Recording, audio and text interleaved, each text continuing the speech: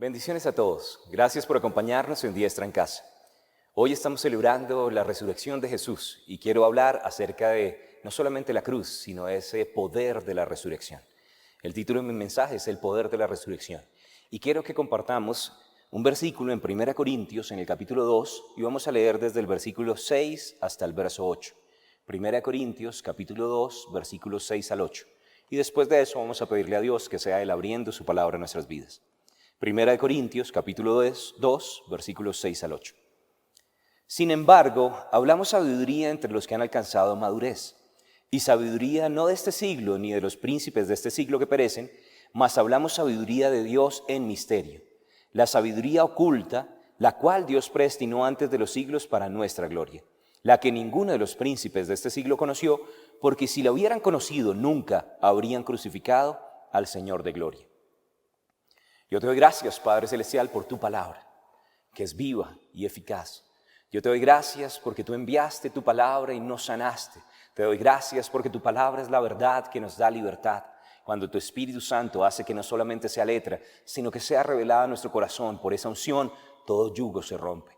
Y por eso te pedimos, Dios, que no hablemos, como dice tu palabra, simplemente palabras persuasivas de humana sabiduría, sino que seas tú confirmándola por tu Santo Espíritu en el corazón de cada uno de nosotros, tus hijos, con demostraciones de poder, trayendo libertad, sanidad, restauración, provisión, empoderamiento para que hagamos tu voluntad.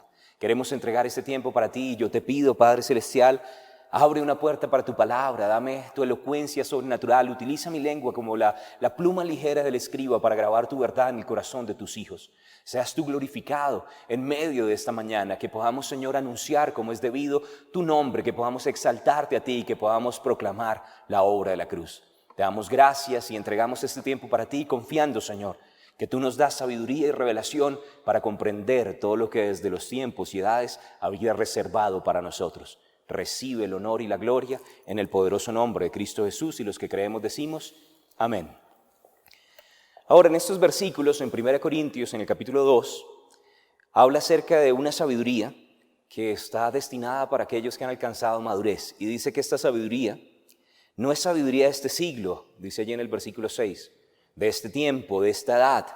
No es sabiduría de los príncipes de este siglo, y esa palabra príncipe allí tiene que ver con principados, potestades, no es la sabiduría de los ángeles, sino que me dice que es la sabiduría que proviene de Dios mismo. Hablamos de una sabiduría que estaba oculta, porque Dios tiene algunas cosas secretas, no ocultas de nosotros, sino ocultas para nosotros. Estaban ocultas del enemigo, pero que Dios quería que nosotros, los hijos de Dios, pudiéramos conocer. Hoy quiero hablar acerca del poder de la resurrección, de todo lo que a través de esa resurrección Jesús puso disponible para nosotros. Tal vez no podemos entender todo lo que significó la obra de la cruz, pero por la gracia de Dios, por la obra del Espíritu Santo, sí podemos tener una luz, podemos tener revelación. El Espíritu Santo puede abrir nuestros sentidos para que podamos comprender cuáles son esas partes que necesitamos saber y podamos ir creciendo en la perfección, en la madurez, alcanzando esa estatura que Dios quiere para nosotros, sus hijos. Y cuando hablamos en estos pasajes, dice que esta sabiduría estaba oculta desde los siglos y edades, pero Dios la había predestinado para nosotros, para nuestra gloria. Eso quiere decir que cuando nosotros entendemos este mensaje de la cruz, cuando nosotros entendemos todo aquello que el enemigo no podía conocer de lo que estaba sucediendo en la cruz, nosotros vamos a poder resplandecer con la gloria de Dios, vamos a caminar con su poder. Y cuando hablamos de la gloria, estamos hablando de su presencia manifiesta. La presencia de Dios va a hacerse cada vez más real en nuestra vida cuando entendemos esto que estaba oculto desde los siglos y edades. Y la Biblia me dice que el diablo no lo conocía, que los demonios no lo conocían, que ni siquiera los ángeles en los cielos entendían plenamente lo que iba a suceder en la cruz, pero a través de esta obra nosotros hemos recibido toda bendición. De hecho, la palabra me dice que si el diablo hubiera sabido todo lo que Jesús estaba haciendo en la cruz, jamás hubiera crucificado al Señor de la gloria. Y me gusta ese nombre. Jesús no solamente es el Rey de Reyes, el Señor de Señores, no solamente es el deseado de las naciones, el amado de nuestras almas, el Rey de nuestros corazones, sino que también la Biblia dice que Él es el Rey de gloria. Ahora, yo quiero simplemente compartir algo de la historia de la cruz, pero quiero que tenga presente que estos versículos están justamente antes de haber hablado que hay cosas que ojo no vio, que oído no oyó, que no han subido a la mente y al corazón de los hombres, que son cosas que Dios ha preparado para aquellos que le aman. Y aquí está diciéndome que hay cosas que nosotros no podemos entender con la mente natural, pero que a través de la revelación del Espíritu Santo El Dios que nos ha amado y por causa del amor que nosotros hemos demostrado hacia su nombre, Él quiere que nosotros las entendamos, que podamos comprender por su Espíritu. De hecho, la Biblia me dice que el hombre natural no puede percibir las cosas que son del Espíritu, porque para él son locura, pero para nosotros deberían ser cada vez más y más reales. Ahora, estos versículos también que estamos leyendo vienen justamente después de que ha dicho que la palabra de la cruz es locura a los que se pierden, pero para nosotros es el poder de Dios. Y creemos que en esta palabra, en esta revelación de la obra de la cruz, está el poder que necesitamos, no solo para la vida eterna, sino también para vivir una vida abundante en esta tierra. Necesitamos meditar en la cruz. Queremos pedirle al Padre que sea Él abriendo la revelación de la cruz para que nosotros caminemos en autoridad.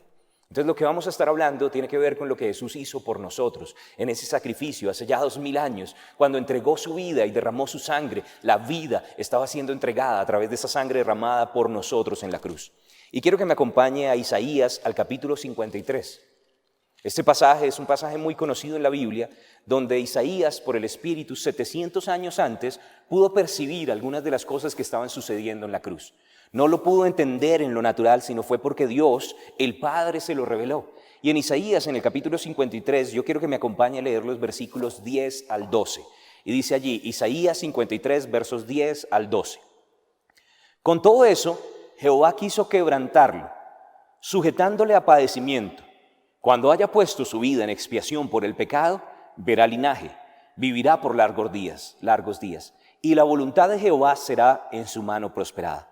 Verá el fruto de la aflicción de su alma y quedará satisfecho. Por su conocimiento justificará mi siervo justo a muchos y llevará las iniquidades de ellos. Por tanto, yo le daré parte con los grandes y con los fuertes repartirá despojos, por cuanto derramó su vida hasta la muerte y fue contado con los pecadores, habiendo él llevado el pecado de muchos y orado por los transgresores. Ahora, yo quiero que observe estos versículos. Dice que el Señor quiso quebrantarlo. En el verso 10 dice, con todo Jehová quiso quebrantarlo. Estamos hablando del Dios Padre.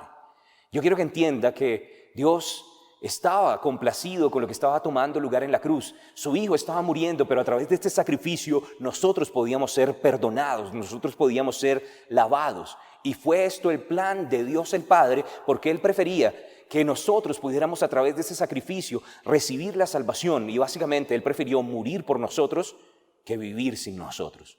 Y lo que yo veo aquí en la palabra es que esto es la voluntad de Dios. Y la Biblia me dice que en la mano de Jesús, cuando Él estaba muriendo por nuestros pecados, la voluntad de Dios en su mano estaba siendo prosperada. Pero también dice que Él verá el fruto de la aflicción de su alma. Él lo hizo con un propósito. La Biblia me dice que la motivación que había en el corazón del Padre era el amor. De tal manera amó Dios al mundo. Pero lo hizo con un propósito. Él quería tener un fruto. Él verá el fruto de la aflicción de su alma. Todo ese sufrimiento era con un propósito, para que todo aquel que en Él crea no se pierda, mas tenga vida eterna. Él lo hizo por amor, pero lo hizo para que nosotros a través de ese sacrificio pudiéramos alcanzar la salvación. Y la Biblia dice que Él estaba allí cargando con nuestro pecado, llevando nuestra iniquidad. Nosotros lo vimos como si estuviera entre los transgresores, fue juzgado como pecador, pero realmente lo que Él estaba haciendo, lo estaba haciendo como un sustituto por nosotros. Él estaba tomando nuestro lugar para que nosotros pudiéramos tomar su lugar. Y quiero que recuerde eso, Jesús estaba tomando nuestro lugar, lo que nos correspondía en la cruz, lo que nos correspondía en el infierno, para darnos un lugar en el cielo, para sentarnos a nosotros en lugares celestiales. Jesús hizo todo a conciencia. Él sabía cuál era el plan. Él puso la mirada adelante y por el gozo puesto delante, al ver su rostro, al ver mi rostro, sufrió la cruz, menospreció lo oprobio, porque Él sabía que había una cosecha de hijos y de hijas para el Rey de Reyes. Él era la semilla plantada. El Hijo de Dios estaba siendo plantado en esta tierra para que nosotros nos levantáramos para gloria del Dios y Padre. Esta es la historia de la cruz. Nosotros vemos que Él cargó con nuestras enfermedades, que Él llevó nuestras dolencias, que Él sufrió por nuestros pecados, que el castigo de nuestra paz fue sobre Él. Y todo eso lo encontramos ahí en el capítulo 53 de Isaías. Pero yo quiero contarle un poquitico realmente de qué se trató todo esto. Hay varios versículos que en la palabra de hecho me hablan al respecto. Primera de Pedro utiliza una porción de Isaías 53 y cita las palabras de Isaías diciendo que Él mismo llevó nuestros pecados sobre el madero para que nosotros, estando muertos a los pecados, vivamos a la justicia, tengamos una posición espiritual y por cuya herida fuisteis sanados. Lo vemos también en 2 Corintios en el capítulo 5, versículo 21, que el que no conoció pecado, Cristo Jesús, por nosotros. El Padre le hizo pecado, era su deseo, era su voluntad. Jehová quiso quebrantarlo para que nosotros fuésemos hechos justicia de Dios en él. Todo el propósito de la cruz es que él se hiciera pecado para que usted y yo fuéramos declarados justos, inocentes, lavados por la sangre, para que no tuviéramos ningún problema por causa del pecado, que pudiéramos a través de la obra que Jesús hizo por nosotros en la cruz ser lavados, redimidos, tomados como inocentes, no tener el castigo del pecado, porque la paga del pecado es muerte, sino poder recibir la gracia y la bendición de todo aquello que Jesús hizo por nosotros en la cruz. Ahora Jesús cargó en la cruz con nuestro pecado. Él se hizo pecado por nosotros. Fue desamparado. Él dijo, Elí, Elí, lama sabactani, Padre mío, ¿por qué me has desamparado? Y nunca hemos visto un justo desamparado. Él se hizo injusticia para que nosotros fuésemos hechos justicia. Él cargó con nuestro pecado para que nosotros podamos cargar con su santidad, con su pureza, con su luz, que podamos tener una posición en el cielo. Él tomó nuestro lugar en la cruz para que nosotros pudiéramos sentarnos en lugares celestiales juntamente con Él a la diestra del Padre en Cristo. Todo esto fue lo que hizo Jesús por nosotros, pero a veces nosotros no entendemos claramente qué fue lo que hizo Jesús en esos 3 días. El viernes estaba siendo crucificado. Todo ese día en la noche, ¿qué sucedió? ¿Qué sucedió el sábado? ¿Qué sucedió antes de este domingo de resurrección? Hoy es domingo de resurrección y no nos quedamos solamente en la cruz. La historia no terminó ahí. Jesús venció y se levantó de la muerte. Debemos ver la cruz completa, y cuando la Biblia dice que la palabra de la cruz es locura, estamos hablando no solo de la muerte de Jesús, sino de la resurrección. Pero ¿qué fue lo que tomó lugar durante esos 3 días?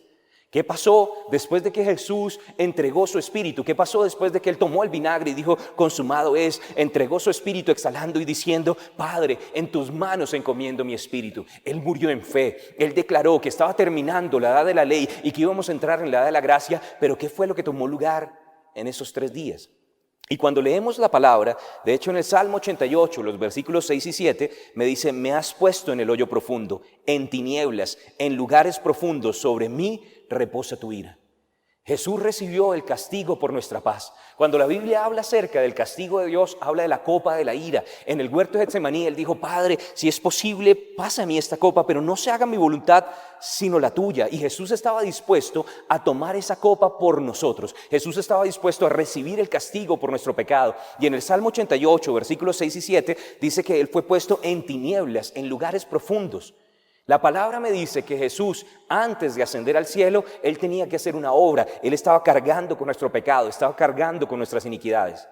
Y lo primero que Él hizo fue descender al infierno, descender al Hades. Entonces aquí necesitamos entender algunas cosas. Cuando los judíos pensaban en ese lugar de los muertos, ellos tenían una idea muy clara, que los muertos estaban en un lugar llamado el Seol, era la palabra utilizada en el hebreo, que también los griegos lo llamaban el Hades. Pero el Hades tenía 3 lugares antes de que Jesús viniera. Quiero que se ubique antes de la cruz. En este momento lo que estoy describiendo y el pasaje que estoy a punto de leer tiene que ver con cómo era el lugar de los muertos antes de que Jesús viniera. El cielo todavía no había sido abierto, el sacrificio no había sido pagado, la sangre no había sido derramada, la gente todavía no había sido purificada para que pudieran tener esa entrada con confianza delante del Padre. Entonces, como el cielo no había sido inaugurado, todas las personas morían e iban a un solo lugar, el Seol en hebreo, el Hades en el griego, que básicamente quiere decir el sepulcro. Y el sepulcro tenía subdivisiones, habían secciones en él. Cada una de estas secciones estaba reservada para diferente tipo de población. Y este lugar era así antes de que Jesús viniera, pero Jesús venía a hacer algo para transformar ese lugar, para llevar a todos los que estaban cautivos por la muerte, pero que habían creído en Él. Él quería llevarlos al cielo. Entonces quiero contarle la historia de la muerte, quiero contarle cómo era que las personas pasaban al otro lado, a la eternidad, antes de que Jesús viviera, antes de que Jesús entregara su vida en la cruz. Y quiero que me acompañe a Lucas al capítulo 16 y tengan en cuenta que Lucas 16 es una enseñanza de Jesús antes de entregar su vida por nosotros en la cruz del Calvario. Vamos a leer en Lucas, en el capítulo 16, los versículos 22 al 26. Lucas, capítulo 16, vamos a leer los versículos 22 al 26. La historia me cuenta que había un rico que estaba disfrutando de su vida en esta tierra, y había un hombre que era un mendigo, que estaba enfermo, lleno de llagas, a la puerta de este rico y deseaba saciarse la comida de él, y finalmente ambos murieron. Y dice en el versículo 22, aconteció que murió el mendigo y fue llevado por los ángeles al seno de Abraham. Y murió también el rico y fue sepultado. Y en el Hades alzó sus ojos estando en tormentos y vio de lejos a Abraham y a Lázaro en su seno. Entonces él, el rico, dando voces, dijo: Padre Abraham, ten misericordia de mí y envía a Lázaro para que moje la punta de su dedo en agua y refresque mi lengua, porque estoy atormentado en esta llama. Pero Abraham le dijo: Hijo, acuérdate que recibiste tus bienes en tu vida y Lázaro también males, pero ahora estés consolado aquí y tú atormentado. Además de todo esto, una gran cima está puesta entre nosotros y vosotros, de manera que los que quisieren pasar de aquí a vosotros no pueden, ni de allí pasar acá. En esta historia vemos que Jesús está contando cómo sucedía con las personas que morían antes de que Él entregara su vida en la cruz. En el verso 19 me dice que había un rico y no lo llama por nombre, porque su nombre había sido borrado del libro de la vida. Sin embargo, Lázaro sí era conocido, y aquellos que son conocidos tienen acceso al cielo, tienen acceso al paraíso. Pero me muestra que en este pasaje, cuando muere el mendigo, fue llevado primero a un lugar llamado el seno de Abraham. También es traducido como el paraíso en otras versiones. Y dice que el seno de Abraham estaba muy cerca del lugar donde también había sido llevado el rico. El rico, de hecho, murió y fue sepultado. Y fue escoltado a otro lugar. Y dice que estaba, en el versículo 23 me dice que él estaba en un lugar de tormentos. Y desde ese lugar de tormentos alcanzaba a ver lo que estaba sucediendo con Abraham y con Lázaro. Ahora, yo quiero que se ubique en la historia. Esta persona había muerto, está sufriendo, hay un sufrimiento, hay una condenación, hay un infierno que evitar, y gloria a Dios por la obra de la cruz que nos libra de ese infierno, pero estando en medio de este infierno, él alcanzaba a ver este lugar. Ahora, lo que me describe en este pasaje es que en el sepulcro, en ese lugar, ese Hades que describe la Biblia, que en algunas ocasiones es traducido como infierno, realmente habían subdivisiones. Estaba un lugar de tormentos, estaba el seno de Abraham, y de hecho cuando él le pide el favor que toque la punta de su dedo en agua para que refrescara su lengua, el padre Abraham le responde en el versículo 25, le dice que hay una cima, verso 26. Además de todo esto hay una gran cima, hay un abismo, hay una profundidad, es una cima con S. Y justamente lo que está diciendo es que estaba el lugar de tormentos, estaba el seno de Abraham y en la mitad había una cima profunda. Ahora resulta que para entender realmente la muerte, nosotros necesitamos ver cuáles son esas palabras en griego que son traducidas en muchas ocasiones como sepulcro o como infierno. Resulta que hay más de una palabra que del griego es traducida al español como infierno. La primera de ellas es Hades, pero estamos diciendo que realmente Hades quiere decir el lugar de los muertos, el sepulcro es la mejor de las traducciones. Había otra palabra que era llamada la palabra tártaro, y la palabra tártaro hace referencia a unas prisiones que estaban en una cima, en un abismo, donde los ángeles caídos, aquellos que se rebelaron en el comienzo junto con Satanás, fueron encarcelados. No todos ellos, hay algunos que están rondando la tierra, pero algunos que no cuidaron su posición, que se rebelaron, que no estaban bajo el dominio de Satanás, ellos fueron puestos en una prisión eterna, dice la palabra, y van a ser juzgados al final de los tiempos. Y de hecho hay otra palabra para decir infierno. Entonces una es Hades, que tiene que ver con el sepulcro, la segunda es Tártaro, que tiene que ver con las prisiones de los ángeles caídos, y la tercera es Gehenna, que para los judíos era un lugar donde quemaban las basuras a las afueras de la ciudad, era un valle donde llevaban todos los desperdicios, y da la idea de un lugar de quemar aquello que no iba a durar. Y la Biblia describe en Apocalipsis, en el capítulo 20, un lugar llamado el lago de fuego y azufre, que va a ser el infierno final, donde la muerte, el Hades, Satanás, todos los ángeles rebeldes y todos aquellos que no conocieron a Dios van a terminar, no porque Dios lo quisiera así. En Mateo 25 dice que ese infierno no fue diseñado para los hombres, fue diseñado para los ángeles caídos, pero lastimosamente el enemigo quiere arrastrar a personas con él allí. Ahora, ¿qué estamos diciendo con esto? Que hay más de una palabra para referirse al infierno en la Biblia. Y cuando estamos leyendo este lugar, este Hades realmente no es el infierno, fue el lugar donde Jesús descendió, donde hay una sección que es como el infierno, un lugar de tormentos. Y la Biblia me dice que en este lugar esta persona tenía memoria. Cuando él murió todavía su alma estaba funcionando. Puede que su cuerpo hubiera sido sepultado, pero el verdadero yo, el ser interior, todavía tenía recuerdos de Abraham, recuerdos de Lázaro. Estaba todavía recordando cosas en la tierra. Más adelante, de hecho, él pide que por favor alguien vaya y le hable a sus seres queridos. Y me llama eso la atención. Usted sabe que desde el infierno hay personas que están pidiendo por favor prediquen la palabra, por favor cuéntenle a otras personas que hay un infierno que evitar y que hay un cielo que ganar, y que la única forma de salir de este lugar es por medio de Jesús. Tenemos una encomienda, una gran comisión dada desde el cielo. Tenemos un llamado que la iglesia está diciendo ven, pero al mismo tiempo desde el infierno nos están pidiendo que por favor prediquemos el evangelio. Ahora, lo que yo veo en este pasaje es que simplemente la muerte era un poco diferente a lo que nosotros conocemos más adelante. Quiero leerle también un par de escrituras para explicarle lo que había en la mitad del seno de Abraham y ese lugar de tormentos. Había una cima. En 2 de Pedro, en el capítulo 2, en el verso 4, dice: porque si Dios no perdonó a los ángeles que pecaron, sino que arrojándolos al infierno, los entregó a prisiones de oscuridad para ser reservados al juicio. Y después dice, bueno, ¿cuánto nosotros deberíamos también tener esa expectativa sabiendo que hay un juicio por venir? Pero yo quiero que note que aquí en este pasaje dice que Dios no perdonó a ángeles que pecaron, sino que los arrojó al infierno. ¿Cómo es posible que hayan unos ángeles que estén siendo arrojados al infierno? Esa palabra infierno ahí es la palabra tártaro, es la cima, es el abismo, es el lugar que está reservado para encarcelar a todos esos ángeles rebeldes. En Judas, en el capítulo 1, en el versículo 6, dice que a los ángeles que no guardaron su dignidad, su posición, que no eran ángeles que estaban bajo el control de Satanás o el que antes se llamaba Luzbel, Lucifer, sino que se convirtió en el ángel caído, Satanás. Estos ángeles que estaban sirviendo a Miguel y Gabriel, que se dejaron seducir y que participaron en la rebelión, la Biblia me dice que esos ángeles que no guardaron su dignidad, sino que abandonaron su propia morada, los ha guardado bajo oscuridad, en prisiones eternas para el juicio del gran día.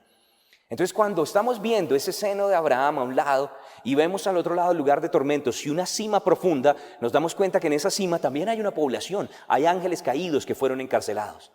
Algunas personas en mitología los llaman titanes. La Biblia me dice que en un momento, en el final de los tiempos, van a salir algunos de ellos. Pero básicamente lo que nosotros vemos es que hay personas que están sufriendo en un lugar de tormentos, hay personas que estaban reservadas en el seno de Abraham, y hay una cima profunda.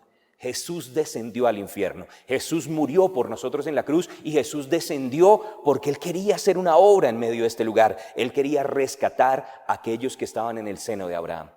Él quería proclamar que ya la ley había sido cumplida. Él quería decretar que ya todo había sido consumado para que nosotros pudiéramos entrar en esa gracia abundante de la edad de la iglesia y del Espíritu Santo.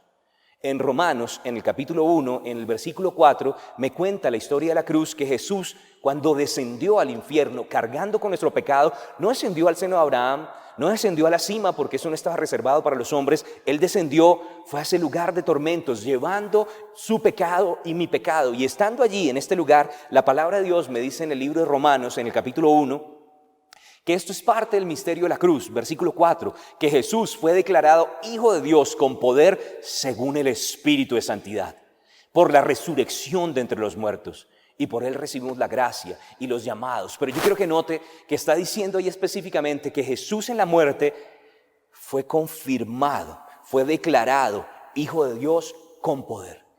En medio de la muerte, Jesús recibe la unción del Espíritu Santo. El Espíritu Santo no tiene limitación. El Espíritu Santo es la presencia de Dios que todo lo llena en todo. El salmista David decía: ¿a dónde huiré de tu Espíritu? Si subo a las alas del alba, allí estarás tú. Si desciendo a lo profundo del Seol, allí me encontrarás.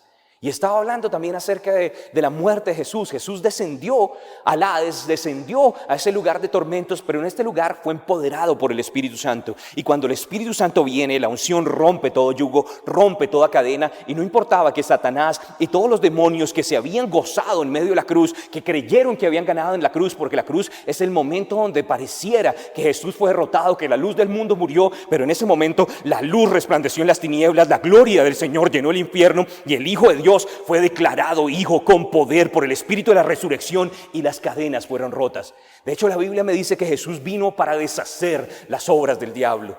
Y en otras versiones dice para destruir las obras del diablo. Y el Señor Dios Todopoderoso no necesitó un equipo de demolición, necesitó un solo hombre, a Cristo Jesús, para infiltrarlo en el infierno y para demoler toda la basura del enemigo. Y el enemigo ni siquiera supo que lo golpeó, pero Jesús había sido infiltrado. No solamente Dios quería rescatarnos de nuestros pecados, Jesús cumplió muchos propósitos. Él venía a revelar al Padre, te he revelado en el mundo. Él venía a deshacer las obras del enemigo para finalmente darnos salvación. A veces pensamos solo en la salvación, pero no nos damos cuenta que la salvación no hubiera sido posible si Él no hubiera hecho todas las demás cosas. Y cuando Él desciende allí al infierno y es empoderado por el Espíritu Santo, cuando Él recibe la unción, el poder que rompe todo yugo, ese mismo Espíritu con el cual Él echaba fuera a los demonios, sanaba a los enfermos, resucitaba a los muertos, el poder de Dios, la supereminente grandeza del poder de Dios había sido entregada a Jesús. Y Jesús, en medio del infierno, empoderado, derrota a todos aquellos enemigos que estaban en su contra. Ahora yo quiero que piense esto: Jesús se infiltró en el infierno, el engañador fue engañado, cada semilla de sus mentiras y sus engaños estaban trayendo cosecha, y la gloria de Dios estaba sacudiendo al infierno mismo. Esta es la obra de la cruz. Este es nuestro Señor Jesús conquistando por nosotros la muerte y el Hades. Hoy en día Él tiene las llaves de la muerte y el Hades por esta victoria que Él tuvo durante esos 3 días en el sepulcro. Y yo quiero que piense en lo que Jesús hizo por nosotros. La Biblia me dice en 1 de Pedro, en el capítulo 3, en los versículos 18 al 20, que también Cristo padeció una sola vez por los pecados, el justo por los injustos, para llevarnos a Dios, siendo a la verdad muerto en la carne, pero vivificado en espíritu. El Espíritu lo vivificó, le dio una nueva vida. Él es el primogénito entre los muertos, estaba recibiendo la vida espiritual. Ya dejó de ser el unigénito del Padre para convertirse el primero entre muchos hermanos. Y Él fue resucitado para que nosotros fuésemos justificados. Ahora, yo quiero que observe lo que dice en Hebreos en el capítulo 2, en los versículos 14 al 16. Estos versos son muy dicientes porque me muestra que específicamente Él lo hizo fue por usted y por mí. Y quiero que observe en Hebreos capítulo 2, versículos 14 al 16, justamente antes ha dicho que Jesús es el que por medio de su aflicción iba a llevar a muchos hijos a la gloria. Él quería que nosotros pudiéramos tener acceso a la gloria. El Señor de gloria iba a abrir el cielo, la tierra, la gloria para nosotros los hijos de los hombres. Pero yo quiero que observe el versículo 14. Así que por cuanto los hijos participaron de carne y sangre, Él, Jesús, también participó de lo mismo. Él es 100% Dios, pero es 100% hombre. Para destruir por medio de la muerte al que tenía el imperio de la muerte. Esto es al diablo. El diablo tenía el imperio de la muerte, ya no lo tiene más. Jesús le arrebató las llaves. Ahora Él no puede simplemente matar a cualquiera. La paga del pecado es la muerte, pero Él nos ha lavado de nuestros pecados. Y esa ley del Espíritu de vida en Cristo Jesús me ha librado de la ley del pecado y de la muerte. Y el enemigo no me puede tocar. Ya Él no tiene el pecado, ya no tiene el pecado como herramienta para traer destrucción en nuestras vidas, sino que ahora el que tiene el imperio es Jesús. Y Él dice: qué pena, pero los míos no, a estos no me los tocas. Podrás matar, destruir, robar en el mundo, pero estos son mi pueblo y ellos están protegidos por mi sangre. Y la Biblia me dice que Él destruyó por medio de su muerte al que tenía el imperio de la muerte. Esto es al diablo. Y librar a todos los que por el temor de la muerte estaban durante toda la vida sujetos a servidumbre. El temor a la muerte nos esclavizaba, el no saber qué iba a suceder en el futuro. Pero cuando nosotros recibimos a Jesús, sabemos que en juego largo hay desquite, que si estamos ausentes de este cuerpo, es presentes en el Señor, y que pronto, muy pronto sonará la trompeta y los muertos en Cristo resucitarán primero. Veremos a nuestros seres queridos, nos encontraremos y tendremos una celebración con el Señor, y nosotros vamos a recibir un cuerpo glorificado. Él nos libra del temor de la muerte. Él venció a la muerte por cada uno de nosotros. Él fue y conquistó la muerte para que nosotros no tengamos que ser destruidos por esa muerte, ni opacados por el temor de esa muerte. Y en el versículo 17 dice: por lo cual debía ser en todo semejante a sus hermanos, para venir a ser misericordioso. Verso 16. Porque ciertamente no socorrió a los ángeles, sino que socorrió a la descendencia de Abraham. Ahora, yo quiero que observe ese versículo. Jesús vino a destruir al que tenía el imperio de la muerte, librarnos del temor de la muerte. Pero dice que Él no socorrió a los ángeles. ¿Recuerda que en el Hades habían 3 lugares? En el Hades estaba un lugar de tormentos. En el Hades se encontraba también una cima profunda, un abismo, el Tártaro, las prisiones de los ángeles caídos. Y también estaba el seno de Abraham. Y dice que Él descendió no a sacar a los del lugar de tormentos, no a rescatar a los ángeles, sino a rescatar a los descendientes de Abraham. Ahora yo quiero que note lo que dice ahí en el verso 16. Ciertamente no socorrió a los ángeles, sino que socorrió a la descendencia de Abraham. Jesús venía para que todos aquellos que eran descendientes de Abraham, que es conocido como el padre de la fe, Abraham creyó y su fe le fue contada por justicia. Todos aquellos que creyeron en el Mesías, así como Abraham, y lo buscaron, y Jesús se les reveló. Y puede que ellos no conocieran el nombre y lo llamaban Jehová, el gran yo soy, pero ese yo soy es Jesús. Yo soy el pan de vida, yo soy la resurrección, yo soy el camino, la verdad y la vida, yo soy la luz del mundo, yo soy la puerta de las ovejas, yo soy el buen pastor. Había sido revelado. Y Jesús dijo: Abraham vio mi día y se gozó. Pero Él es el padre de la fe porque conoció al autor de la vida, y asimismo muchos otros que habían conocido a ese autor de la vida todavía no podían ir al cielo porque Jesús no había abierto el cielo, no había entregado su sangre, y estaban atrapados en el sepulcro. Y cuando Jesús desciende, viene con un propósito: derrotar al diablo, romper con el poder de la muerte y rescatar a todos aquellos que estaban en el sepulcro atrapados, que no habían podido ascender al cielo, que estaban en fe creyendo que Jesús vendría a rescatarlos. Jesús vino con propósito, vino a inaugurar el cielo, pero también a rescatar a todos los creyentes que habían creído en Él o que habían depositado su confianza en Él antes de que Él entregara su vida en la cruz. Ahora yo quiero que piense desde Adán hasta Juan el Bautista, todas las generaciones de personas que pusieron su fe en Cristo Jesús, que creían que Él era el Mesías. En el Antiguo Testamento los llama los justos, a nosotros nos llama los santos. Los creyentes del Antiguo Pacto, los justos, estaban atrapados por la muerte. El cielo todavía no había sido inaugurado y Jesús tuvo que descender al infierno con un propósito: derrotar al diablo y rescatar a aquellos que estaban atrapados por la muerte. Quiero que observe conmigo en Hechos de los Apóstoles, en el capítulo 2, un pasaje que el apóstol Pedro utiliza para predicar acerca de nuestro Señor Jesús. Hechos capítulo 2, versículos 22 al 27. Y dice la palabra: varones israelitas, oíd estas palabras. Jesús Nazareno, varón aprobado por Dios entre vosotros con las maravillas, prodigios y señales que Dios hizo entre vosotros por medio de Él, como vosotros mismos sabéis, a este, entregado por el determinado consejo y anticipado conocimiento de Dios, prendisteis y matasteis por manos de inicuos, crucificándole. Ahora Pedro está denunciando lo que estaban haciendo las autoridades religiosas de Israel. Pero en el versículo 24, después de la cruz, dice: al cual Dios levantó, suelto los dolores de la muerte, por cuanto era imposible que fuese retenido por ella. Porque David dice de él: veía al Señor siempre delante de mí, porque está a mi diestra, no seré conmovido. Por lo cual mi corazón se alegró y se gozó mi lengua, y aún mi carne descansará en esperanza. Porque no dejarás mi alma en el Hades, ni permitirás que tu santo vea corrupción. De hecho, la Biblia, cuando usted ve aquí, dice que es imposible que la muerte retuviera a Jesús. Pero yo quiero que observe los versículos 25 al 27, porque esto es David declarando.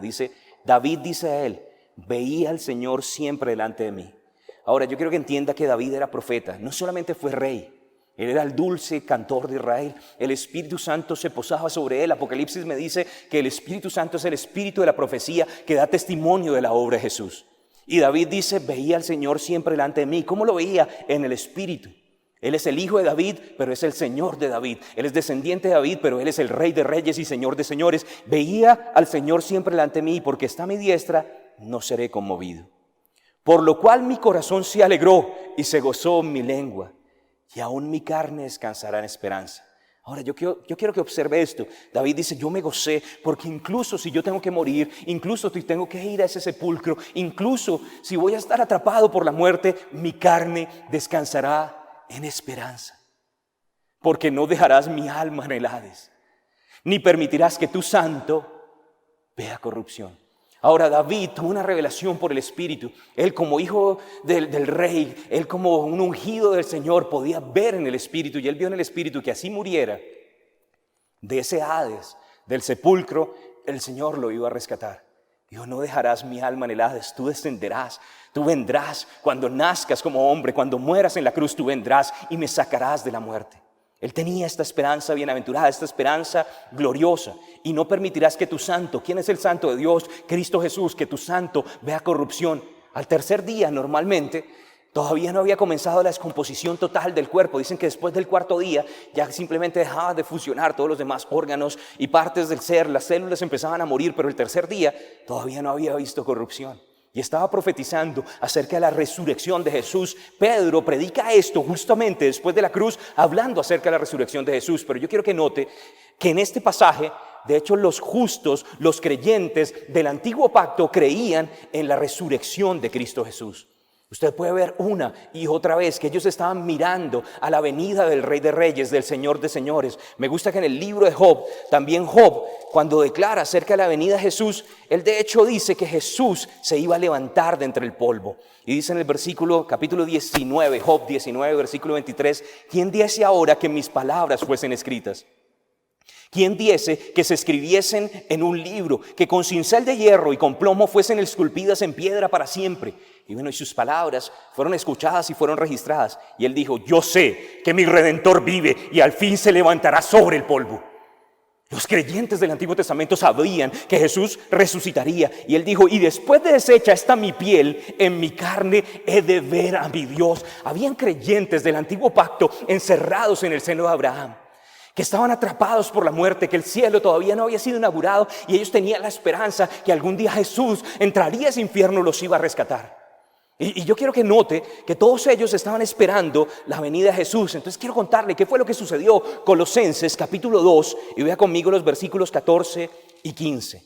Todas estas personas que estaban atrapadas por la muerte, esperando la venida de nuestro Señor y Salvador Jesucristo, observaron cuando el autor de la vida fue atrapado por la muerte, fue llevado al sepulcro, fue llevado específicamente a ese lugar de tormentos, pero allí el Espíritu Santo iba a venir sobre él con poder y el Espíritu lo iba a confirmar como Hijo de Dios. La luz iba a resplandecer en medio de las tinieblas y Dios iba a hacer su obra poderosa. ¿Quién ha creído a nuestro anuncio? ¿Sobre quién se ha manifestado el brazo de Jehová? El Rey de Reyes, el Señor de Señores, iba a hacer la destrucción completa del infierno por todos nosotros. Colosenses capítulo 2, versículos 14 y 15.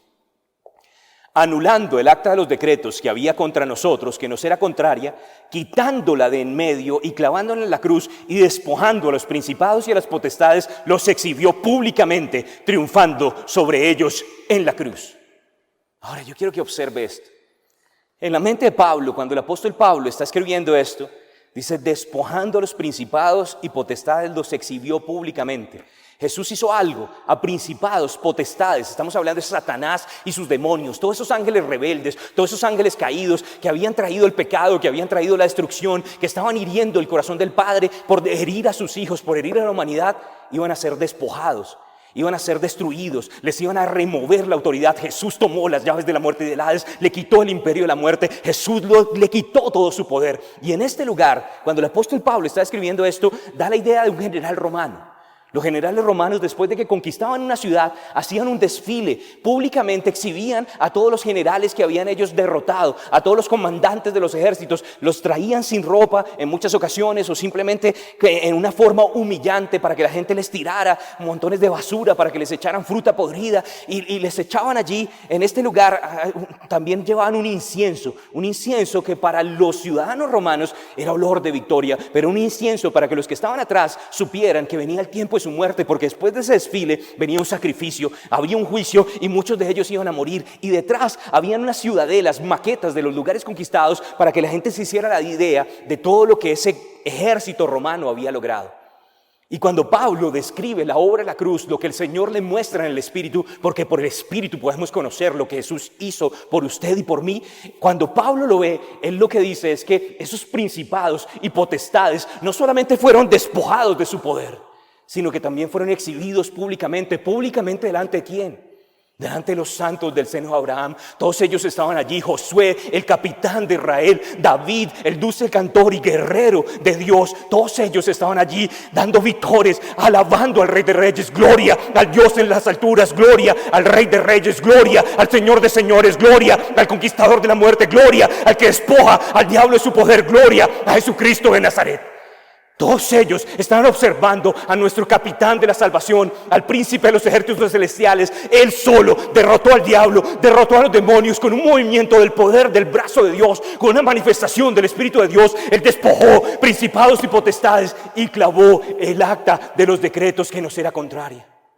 Pedro dice que predicó a los espíritus encarcelados. No era una prédica con un llamado al altar, era una anunciación. Ustedes están aquí por cuanto no creyeron en mí, y ellos van a salir no por causa de sus obras, sino porque supusieron su fe en mí. Y Jesús, al destruir a la muerte, al destruir al Hades, al vencer el infierno, estaba listo para hacer su entrada triunfal al cielo. En Efesios, en el capítulo 4, de hecho describe qué fue lo que sucedió. Efesios capítulo 4, versículo 8. Y dice, por lo cual dice, subiendo a lo alto, llevó cautiva la cautividad y dio dones a los hombres.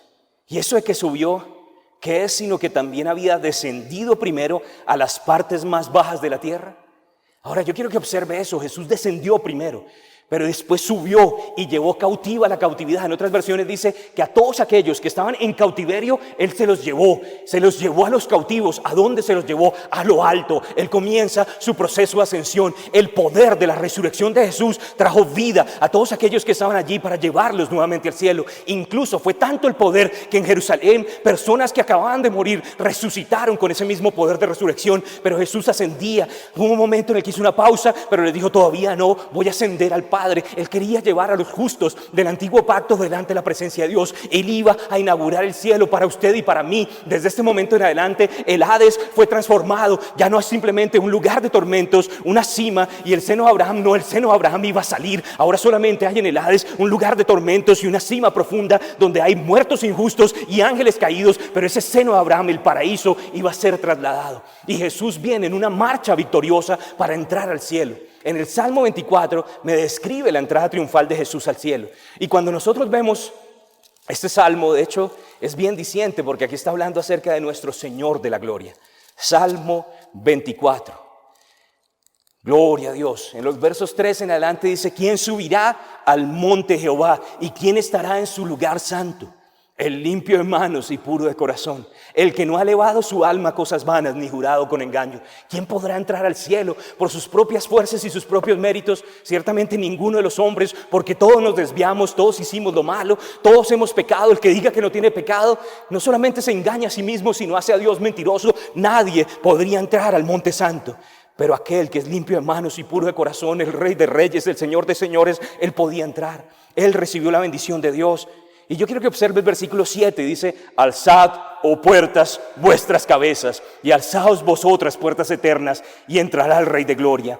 ¿Quién es este Rey de Gloria? Jehová, el fuerte y el valiente, Jehová, el poderoso en batalla. Alzad, oh puertas, vuestras cabezas, y alzaos vosotros, puertas eternas, y entrará el Rey de Gloria. ¿Quién es este Rey de Gloria? Jehová de los ejércitos. Él es el Rey de Gloria. En el cielo hubo un estruendo, en el cielo se escuchó un resonar. No sé si eran los santos que venían atrás, los justos del antiguo pacto, diciendo: alzad, oh puertas, vuestras cabezas, y entrará el Rey de Gloria. Y adentro hubo una voz que respondía y decía: ¿quién es este Rey de Gloria? Y todos gritaron: Jehová, el fuerte y el valiente, el gran yo soy, el que venció a la muerte y el Hades, el que despojó a principados y potestades, el que le quitó la autoridad a Satanás. El Rey de Gloria, el Señor de la gloria, el Hijo del Dios de gloria ha llegado. Y las puertas del cielo tuvieron que abrirse y Jesús entró en una marcha triunfal. Y todos los justos que habían estado esperando en el cielo de Abraham ahora iban a tener acceso para disfrutar delante de la presencia de Dios. Y desde ahora todos aquellos que creen en Cristo y mueren entran directamente a este cielo que Jesús compró para nosotros. Gloria a Dios, el camino está abierto, es un camino nuevo y vivo. El velo se desgarró, Él expiró, emanó su espíritu, pero realmente lo que se abrió fue por la sangre de Jesús. El cielo está disponible gracias a la obra de la cruz. Ahora yo quiero que piense en todo lo que Jesús hizo. Él despojó al diablo. El diablo es un enemigo derrotado. Habíamos comenzado leyendo ahí en 1 Corintios, en el capítulo 2, en el versículo 8, que si los príncipes de este mundo, si el diablo y sus demonios hubieran sabido lo que estaba sucediendo en la cruz, jamás hubieran crucificado al Señor de la gloria, porque el Rey de Gloria iba a azotar el infierno. Yo creo que la muerte estaba temblando, pero ¿cómo así van a traer aquí al que nos rescataba a los muertos desde afuera? ¿Cómo van a meter al autor de la vida en este lugar? Pero el Rey de la Gloria fue empoderado y rescató y llevó cautivo a la cautividad, inauguró el cielo para usted y para mí. Cuando nosotros vemos en la palabra de Dios todo lo que la obra de la cruz implica, nos damos cuenta que el diablo es un enemigo derrotado, que nosotros no somos un ejército tratando de alcanzar una victoria. Él ya obtuvo la victoria por usted y por mí. Que no estamos tratando de recibir algo, Él ya lo recibió. Él le quitó toda autoridad al enemigo y nosotros podemos someternos a Dios, resistir al diablo y Él huirá. Y en el nombre de Jesús, por causa de la palabra del testimonio, por causa de la sangre del Cordero, podemos decir: Satanás, no permitimos enfermedad, no permitimos dolencia, la muerte ha sido derrotada, echamos fuera todo de tiniebla y declaramos que nuestro Señor ya venció, consumado es. Yo quiero que observe un par de versos más. Y quiero que me tenga paciencia. Esta obra de la cruz. Y quiero, Señor, dame la elocuencia para hablar como debe ser hablado. Quiero que usted lo escuche. Quiero que usted lo reciba. Quiero que usted entienda que Jesús es vencedor.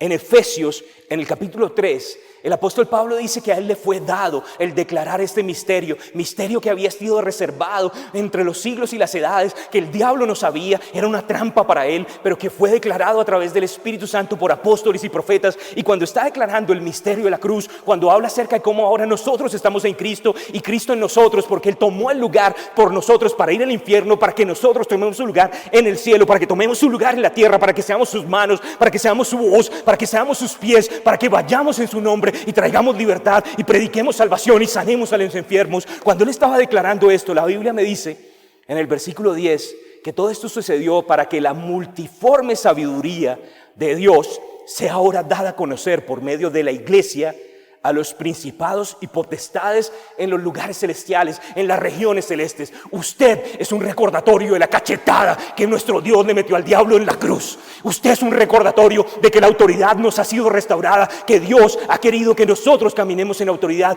Usted es un hijo de Dios.